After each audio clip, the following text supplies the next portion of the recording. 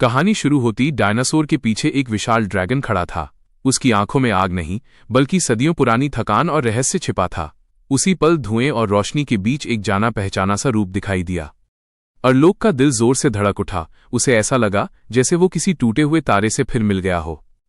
जब वो दूसरी तरफ पहुंचा तो वही रहस्यमयी प्राणी धीरे धीरे मुड़ा और उसकी ओर देखने लगा। हवा अचानक शांत हो गई। डर के मारे अरलोक पीछे की ओर भागा, लेकिन चारों ओर से ड्रैगनों ने उसे घेर लिया। उसे बिल्कुल उम्मीद नहीं थी कि राजा ड्रैगन उसे बचाएगा, और सच यही था। असल में उनका निशाना वही था। भारी आवाज में राजा ड्रैगन ने उससे विनती की। उनके बैल चोरी हो गए थे और चोर बहुत चालाक था। उसे बाहर निकालने के लिए उन्हें एक ऐसे प्राणी की जरूरत थी जो कमजोर दिखाई दे।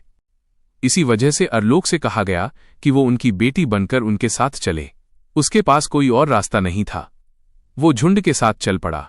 उसने न रोया, न चीखा, न कोई आवाज निकाली, लेकिन उसके दिल में जीने की आग जल रही थी।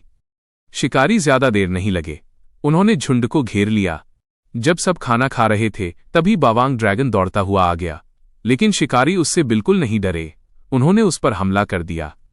बावांग ड्रैगन दोनों के लिए खतरा था। वो बचा भी सकता था और विनाश भी ला सकता था।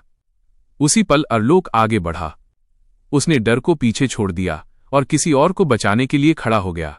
जब बावांग ड्रैगन उठा तो शिकारी दूर जा गिरा। जीत उनकी थी।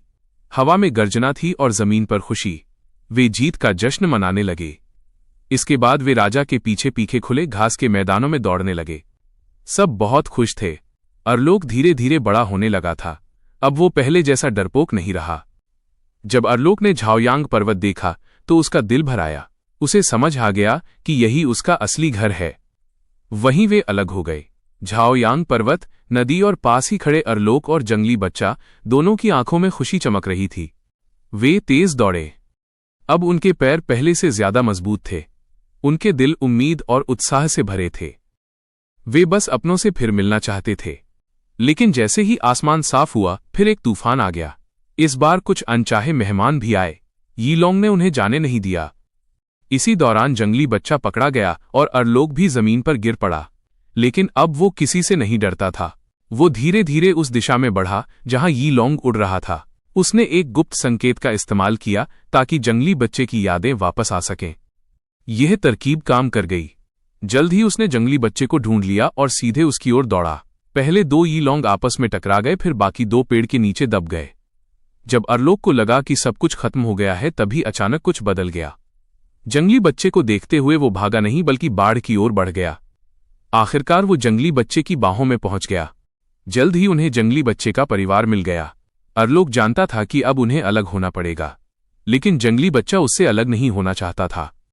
अरलोक ने उसे उसके परिवार की ओर धीरे से धकेला और जमीन पर एक घेरा बना दिया। उस घेरे का मतलब था जंगली बच्चे का परिवार फिर से एक हो गया है। जंगली बच्चा समझ गया।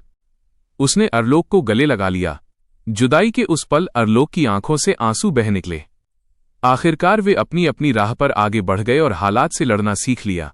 कुछ सालों बाद अरलोक अपने घर लौटा। उस पल उसका परिवार फिर से एक हो गया। वहीं उसने जमीन पर अपने पदचिन्ह छोड़ दिए, इस बात का सबूत कि उसने